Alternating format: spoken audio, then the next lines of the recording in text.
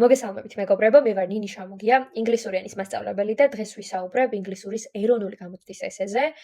რა უნდა გავაკეთოთ იმისთვის, რომ მოვერგოთ სტანდარტებს, დავწეროთ ხარისხიანი ესე, ისე რომ არ დავკარგოთ ინდივიდუალიზმი, რაც ასე მნიშვნელოვანია. განსაკუთრებით 2024 წლის ეროვნული ესეს შეფასების კრიტერიუმების ცვლილების შემდეგ, განსაკუთრებული ყურადღება ექცევა ინდივიდუალიზმს და თქვენი, ასე ვთქვათ, პიროვნული მიდგომების და პერსპექტივების გაზიარებას. და ვისაუბროთ იმაზე, როგორ უნდა დავწეროთ ესე, რომელიც რაც ყველაზე მნიშვნელოვანია და რაც ყველაზე საინტერესოს ალბათ, მოგვიტანს მაქსიმალურ ქულას. რატომ არ არის მიზანშეწონილი რაღაც კონკრეტული ფორმულების გაცემა ესესი? ან რატომ არ არის შესაძლებელი? თუ ამ ფორმულას ელოდებით, ჯობს რომ ვიდეოს არ უყუროთ, იმიტომ რომ ეს ვიდეო ამისთვის არ არის და ვფიქრობ, რომ ამაზე ბევრად უფრო ღირებული რაღაცები უნდა გითხრათ და ბევრად უფრო ღირებული რჩევები უნდა მოგცეთ. ეროვნული ესე არის თქვენი ყველა უნარის შეჯამება. და სწორედ ამიტომ შეუძლებელია კონკრეტულ ფორმულაზე მორგებით დაწეროთ ის ესე, რომელიც აუცილებლად მოგიტანთ მაქსიმალურ ქულას, ან უბრალოდ მაღალ ქულას. იმიტომ რომ ნახეთ, ეს რეალურად არის საშუალება, რომ შეფასდეს პირველ რიგში თქვენი უნარი დაალგებულად გადმოსცეთ აზრი, თქვენი, ასე ვთქვათ, ზოგადი წარმოდგენები რაღაც საკითხებთან დაკავშირებით, ანუ უშუალოდ წარმოდგენა ან დამოკიდებულება არ ფასდება, არამედ არგუმენტაცია, როგორ გაამყარებთ თქვენს აზრს. და რა თქმა უნდა, გრამატიკული, ასე ვთქვათ, მხარეც ძალიან მნიშვნელოვანია, ანუ რამდენად კარგად იცით გრამატიკა, რამდენად სწორ კონსტრუქციებს იყენებთ და ასე შემდეგ. მოკლედ, ბევრი საუბარი რომ არ გავაგრძელო, პირველი რეკომენდაცია, რომელსაც მოგცემთ, არის რომ თავი აარიდოთ შაბლონების გამოყენებას, დაზეპირებული ფრაზების გამოყენებას, განსაკუთრებით მაშინ, როცა ამ თვალსაზრისით საკმაოდ გამკაცრდა შეფასების კრიტერიუმები.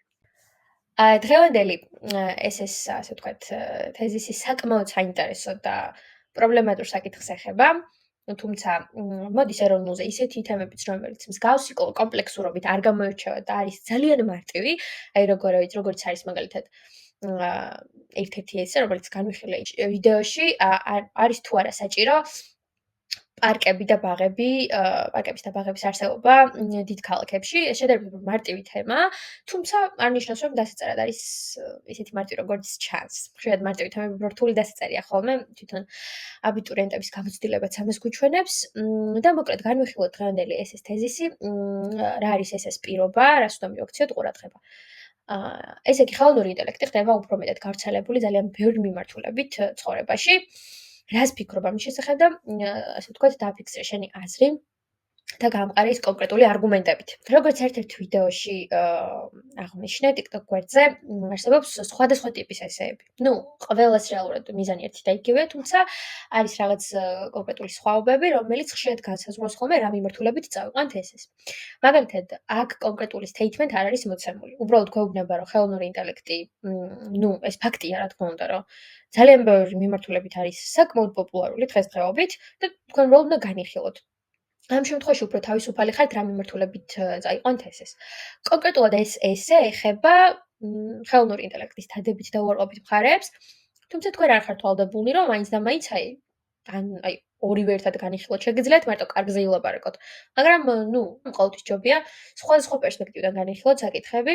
იყო ასევე კომენტარებში შეკითხვა იმის შესახებ, აუცილებელი არის თუ არა შესავალში მაინც და მაინც დავაფიქსიროთ ჩვენი აზრი და მერე უკვე მოვყაროთ არგუმენტები ამ აზრის გასამყარებლად. ვფიქრობ, რომ ესეც ერთ-ერთი ფორმულა არის და არ არის საერთოდ აუცილებელი ამის გაკეთება. ეს არის უბრალოდ ალბათ სტრატეგია, რომელსაც რეკომენდაცია გაუწია ერთ-ერთმა დარწმუნებული ვარ პროფესიონალმა და საკმაოდ საინტერესო და კარგი სტრატეგიაც, რატომაც არა, ესეც შეგიძლიათ გააკეთოთ, თუმცა არავინ არ გთხოვთ მაინც და მაინც რომ შესავალში უნდა დააფიქსიროთ თქვენი აზრი, უბრალოდ შეგიძლიათ რომ ზოგადი მიმოხილვა გააკეთოთ საკითხის, ანუ შესავლის ფუნქცია არის ის, რომ ყველაფერთან ერთად რა თქმა უნდა, რომ წარმოდგენა შევქმნათ კითხულს კონკრეტულად რაზე აპირებთ საუბარს. შესაბამისად, როცა უკვე მე წარმოდგენას შევქმნი, შემიძლია რომ ძირითად ნაწილში ვისაუბროთ ჩემ აზრზე, ანუ კონკრეტული შეზღუდვები ამასთან დაკავშირებით არ არსებობს, იმიტომ რომ ესე ზუსტად ამიტომ არის ინდივიდუალური, წაიყვან ისე როგორც გინდა. თავარია რომ სტანდარტს არ აცდე, თავარია რომ გრამატიკულად იყოს გამართული. მოკლედ ესე იწყება ასე. Artificial intelligence is becoming an important part of our daily lives, especially in education, healthcare and business. ანუ ხელოვნური ინტელექტი ხდება მნიშვნელოვანი ნაწილი ჩვენი ყოველდღიური ცხოვრების, განსაკუთრებით განათლებაში, ჯანდაცვაში და ბიზნესში. ეს არის კონკრეტული ფაქტი, ხო? ზოგადი აღწერილობა არის უბრალოდ საკითხის. While AI has many advantages, it also presents serious challenges. აი, უკვე შემოვიყვანეთ კონკრეტული წინადადება, რომელიც გვახვედრებს რა მიმართულებით წავიყვანთ ესეს. ვამბობთ, რომ ხელოვნურ ინტელექტს აქვს დადებით მხარეებთან ერთად მოყვება ძალიან ბევრი გამოწვევა, ხო? This essay argues that AI should be used carefully to maximize its benefits while avoiding potential risks. ანუ ეს მიზანია, რომ ესე ამტკიცებს, რომ ხელოვნური ინტელექტი უნდა იყოს გამოყენებული ფრთხილად, ისე რომ მაქსიმალურ დონეზე ავიყვანოთ მისი ბენეფიტები, ანუ სარგებელი რასაც გვაძლევს, ამასობაში თავი ავარიდოთ პოტენციურ რისკებს. არის იდეალური შესავალი. One major advantage of AI is efficiency. It helps automate tasks, making work faster and reducing human effort. In education, AI-powered tools provide personalized learning, allowing students to study at their own pace. Additionally, AI improves accuracy in fields like medicine, where it helps diagnose diseases more precisely. Okay. მოკლედ, უკვე დავიწყეთ დისკუსია. ძირითადი ნაწილი ეს არის დისკუსიის ნაწილი, სადაც მოყავს არგუმენტები, მოყავს მაგალითები. კიდევ ერთხელ განმეორდები, რომ მაგალითები არ არის რაღაც კონკრეტული წლის სტატისტიკა, ხო ესე დაკონკრეტება სახელებზე, შემთხვევაზე წელზე აუცილებელი არ არის. თავი არის ის, რომ თქვენი ზოგადი პოზიცია რაც არის ამ საკითხთან დაკავშირებით, ანუ ზოგადად რასაც ამტკიცებთ ამ ესეთი, გაამყაროთ სწორი არგუმენტებით და კარგი მაგალითებით. აი მაგალითად, პირველი არგუმენტი აქ არის, რომ ესე იგი, პირველი ასე ვთქვათ, ეფექტური, ასე ვთქვათ, მხარე ხელოვნური ინტელექტის არის ის, რომ ანუ დავალებებს ასრულებს ავტომატიზირებულად. შესაბამისად, ადამიანს არ უწევს ამდენი მუშაობა, უფრო სწრაფი ხდება პროცესი და ადამიანის ძალისხმევაც მცირდება, ხო? ანუ ადამიანის ენერგია იზოგება. ასევე გვეუბნება, რომ განათლების სფეროში ის გვთავაზობს პერსონალიზებულ სწავლებას, სტუდენტებს აძლევს იმ შესაძლებლობას, რომ თავიანთი ტემპით ისწავლონ და დამატებით AI უზრუნველყოფს უფრო მეტ სიზუსტეს ისეთ მიმართულებით, როგორც არის მედიცინა და შესაბამისად გვაძლევს საშუალებას, რომ უფრო სწორი დიაგნოზები დაისვას, ხო? მოკლედ, კონკრეტული მაგალითები, რომლებიც აქ არის მოყვანილი, არის ძალიან მოკლე, ლაკონური და გასაგები. აი, რომელი არგუმენტი და რომელი მაგალითი? როცა ვამბობთ, რომ ესე იგი AI improves accuracy in fields like medicine, ეს არის არგუმენტი, ხო? ანუ AI აუმჯობესებს სიზუსტეს მიმართულებით, როგორც არის მედიცინა. მაგრამ უნდა მითხრათ, როგორ აუმჯობესებს, ანუ რას აკეთებს, ანუ დამისაბუთო, უნდა რას გულისხმობ ამით, იმიტომ რომ მე ამ კონკრეტული statement-ის შეიძლება სულაც არ დავიჯერო და სულაც მაქვს ამისი უფლება, ხო? და მეუბნება, რომ it helps diagnose diseases more precisely, ანუ უფრო ზუსტი დიაგნოზების დასმაში გვეხმარება. გადავდივართ უარყოფით მხარეზე, ანუ negative effects, სხვა პერსპექტივიდანაც განვიხილავთ უკვე საკითხს. ესე იგი, არგუმენტი არის პირველი, რომ AI will replace human jobs, შეანაცვლებს ადამიანებს და მათ სამსახურებს, increasing unemployment, რაც გაზრდის დაუსაქმებლობის რიცხვს. მეორე არის ის, რომ AI can spread bias and misinformation. AI შეუძლია, რომ გაზრდოს მიკერძოებულობის და დეზინფორმაციის დონე. თუ რა თქმა უნდა, მიწოდებულია მისდამი არასწორი ინფორმაციები. Privacy is another issue as AI collects large amounts of personal information, raising security concerns. ანუ კონფიდენციალობა არის კიდევ ერთი პრობლემა, რადგან AI-ს აქვს უფლება შეაგროვოს დიდი რაოდენობით პერსონალური ინფორმაცია და გაზარდოს უსაფრთხოებასთან დაკავშირებული, ასე ვთქვათ, შეშფოთება. ახლა დასკვნა როგორია. In conclusion, AI is a powerful tool that can improve our lives, but it must be used responsibly. Governments and companies should regulate AI to ensure fairness, security and ethical use.